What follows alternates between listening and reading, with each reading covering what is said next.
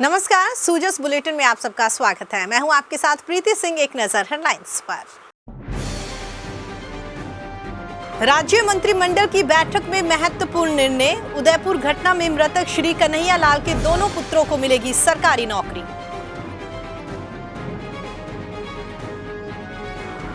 ब्याज मुक्त फसली ऋण उपलब्ध कराने वाले केंद्रीय सहकारी बैंकों को क्षतिपूर्ति ब्याज अनुदान के 160 करोड़ रुपए स्वीकृत। प्रदेश के 5 लाख नए किसानों को वितरित किया जाएगा फसली ऋण। राज्य कृषि बजट की समीक्षा बैठक। कृषि मंत्री ने कहा, जैविक खेती के क्रियान्वयन में प्रगतिशील और युवा किसानों को किया जाए शामिल। मुख्यमंत्री श्री अशोक गहलोत की अध्यक्षता में बुधवार को मुख्यमंत्री निवास पर राज्य मंत्रिमंडल की बैठक आयोजित हुई। इसमें प्रदेश के राजकीय कार्मिकों की वेतन विसंगतियों को दूर करने, न्यूज वेबसाइट्स को सरकारी विज्ञापन जारी करने, नवीन राजकीय महाविद्यालयों के बेहतर प्रबंधन के लिए राजस्थान कॉलेज एजुकेशन सोसाइटी का गठन करने और उदयपुर घटना में मृतक श्री कन्हैया लाल के दोनों पुत्रों को सरकारी नौकरी दिलाने में शिथिलता प्रदान करने सहित कई अहम फैसले लिए गए। मंत्रिमंडल ने संवेदनशील निर्णय लेते हुए उदयपुर की आतंकी घटना में मृतक श्री कन्हैया लाल तेली के पुत्र यश तेली और तरुण तेली को राजकीय सेवा में नियुक्ति देने का फैसला लिया है। नियुक्ति के लिए नियमों में शिथिलता दी गई है।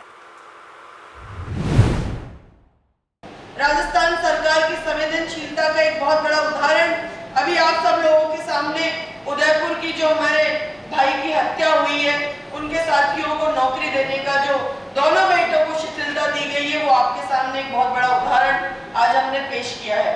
आज राजस्थान के अंदर मुख्यमंत्री जी ने उनके 12 दिन भी नहीं हुए उससे पहले उनके बच्चों को नौकरी का ऐलान किया है। उनके परिवार को 51 लाख रुपए का चेक खुद अपने हाथों से वहां पर दिया है। मैं समझती हूँ इससे ज्यादा संवेदनशील सरकार पूरे देश में नहीं है। जो त्वरित प्रदेश के किसानों को ब्याज मुक्त फसली ऋण उपलब्ध कराने वाले केंद्रीय सहकारी बैंकों को क्षतिपूर्ति ब्याज अनुदान के रूप में 160 करोड़ रुपए की राशि दी जाएगी। मुख्यमंत्री श्री अशोक गहलोत ने इस राशि के वित्तीय प्रस्ताव को मंजूरी दे दी है। गौरतलब है कि मुख्यमंत्री ने बजट में ब्याज मुक्त फसली ऋण वितरण योजना के अंतर्गत 20,000 करोड़ रुपए के ऋण वितरण का लक्ष्य निर्धारित किया है। साथ ही 5 लाख नए कृषकों को भी फसली ऋण वितरित किया जाएगा।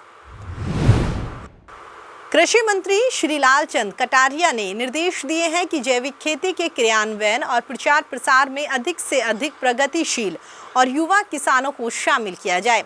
इससे उनको कृषि ज्ञान तो मिलेगा ही, साथ ही वो अपना व्यवहारिक ज्ञान भी अधिकारियों के साथ साझा कर सकेंगे। कृषि मंत्री ने कहा कि काश्तकारों के खेतों में बिछाई जाने वाली पाइपलाइनों की क्वालिटी उच्च स्तर की होनी चाहिए। उन्होंने कहा कि एक्सपर्ट की राय लेकर इन पाइपलाइनों को जमीन के भीतर डालने की अपेक्षा जमीन के ऊपर बिछाने की व्यवस्था करनी चाहिए। इससे किसानों को पाइप में होने वाले लीकेज का पता जल्द चलेगा। पर्यटन मंत्री श्री विश्वेंद्र सिंह ने कहा है कि राजस्थान पर्यटन को सोशल मीडिया, प्रिंट मीडिया और फोटो जर्नलिज्म सहित अन्य ऑनलाइन प्लेटफॉर्म्स के माध्यम से ज़्यादा प्रचारित करें, ताकि देश दुनिया में राजस्थान की विशेष पहचान बन सके। उन्होंने कहा कि राज्य सरकार का ये प्रयास है कि प्रदेश में ज़्यादा से ज़्यादा पर्यटन भ्रमण के लिए आए। इससे न केवल राज्य में निवेश बढ़ेगा, बल्कि रोजगार के नए अवसर भी उपलब्ध हो सकेंगे।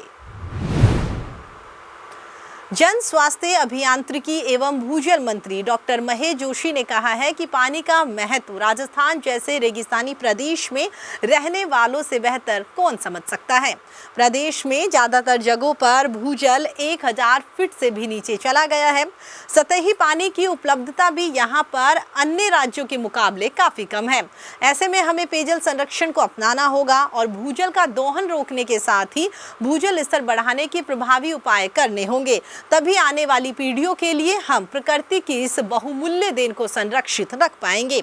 उन्होंने कहा कि बदलती हुई जीवन शैली को देखते हुए प्राकृतिक रूप से मिलने वाले पानी को बचाने के लिए परंपरागत तरीकों के साथ ही हमें आज नवाचार अपनाने की जरूरत है।